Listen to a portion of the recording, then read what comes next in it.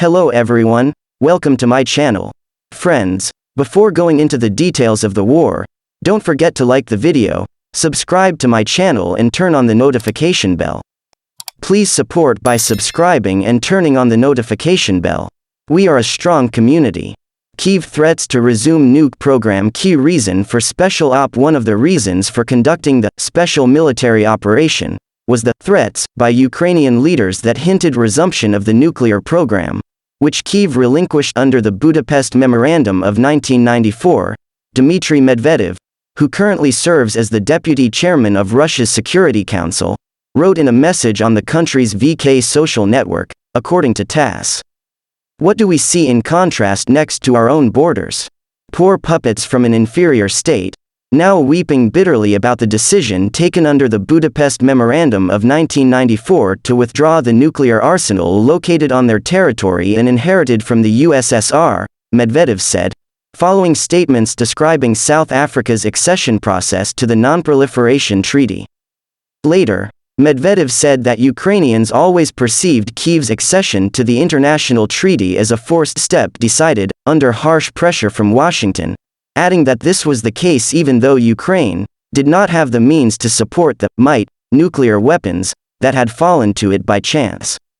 He further said Ukrainian leaders, from former President Leonid Kravchuk to current President Volodymyr Zelensky, have expressed that they would be happy to use nuclear weapons, against us, Russia, and their own citizens, Ukrainians.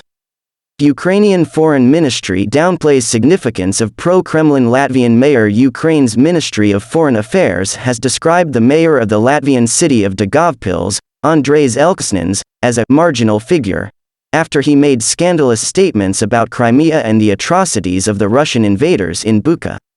Ministry spokesperson Oleh Nikolenko wrote in post on Facebook on November 7 that Elksnis was justifying Russia's crimes in Ukraine. However, the mayor's statements do not reflect the official position of Ukraine-friendly Latvia, Nikolenko added. It is no surprise that his political party ended up on the sidelines of politics, according to the results of the last elections to the Latvian Sejm, Nikolenko said. Fortunately, the statements of this marginal figure do not reflect either the official position of Latvia, which is friendly to us, or the views of the absolute majority of Latvians, who not only sincerely sympathize, but also actively help Ukraine in its fight against Russian aggression.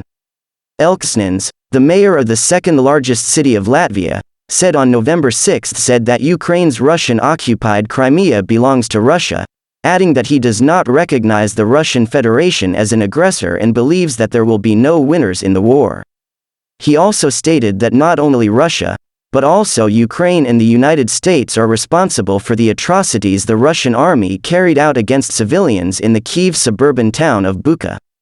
Elksnis is a representative of the Social Democratic Party Saskaņa, Consent, which traditionally had significant support among Russian-speaking residents of Latvia but that failed to achieve the necessary 5% of votes to gain seat in the Latvian parliament, the same, in the elections in the fall of 2022.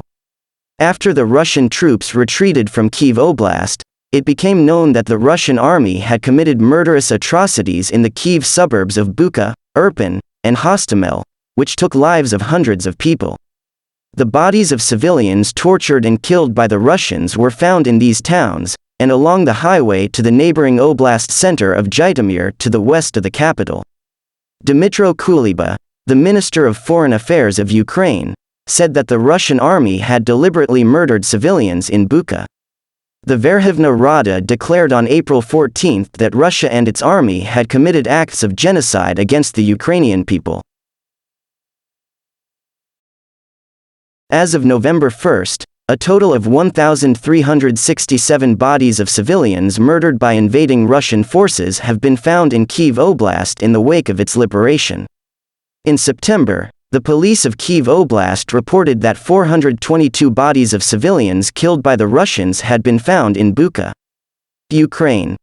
Von der Leyen to propose financial package of up to €1.5 billion a month in a telephone conversation with Ukrainian President Vladimir Zelensky, President of the European Commission Ursula von der Leyen said she would propose this week a substantial financial package from the European Union of up to €1.5 billion a month, totaling up to €18 billion.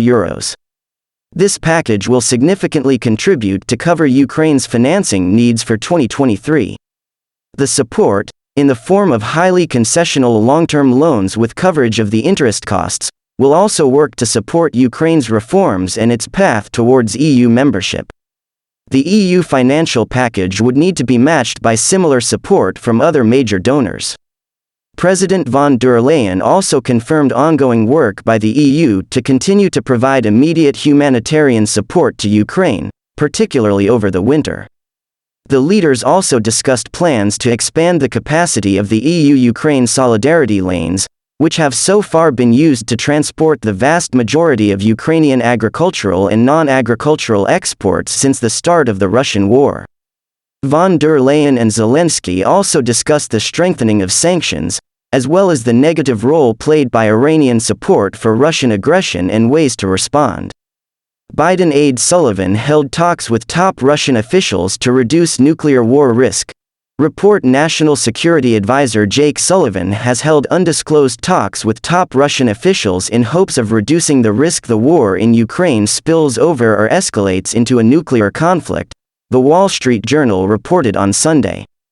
The newspaper cited U.S. and allied officials as saying that Sullivan, President Joe Biden's top aide on national security, held confidential conversations in recent months with Kremlin aide Yuri Ushakov and Russian Security Council Secretary Nikolai Patrushev, Sullivan's counterpart, that were not disclosed publicly. The White House declined to comment on the report, responding to questions about the story only with a statement attributed to National Security Council spokesperson Adrienne Watson. "People claim a lot of things."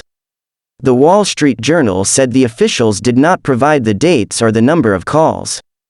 Few high-level contacts between U.S. and Russian officials have been made public in recent months as Washington has insisted that any talks on ending the war in Ukraine be held between Moscow and Kyiv.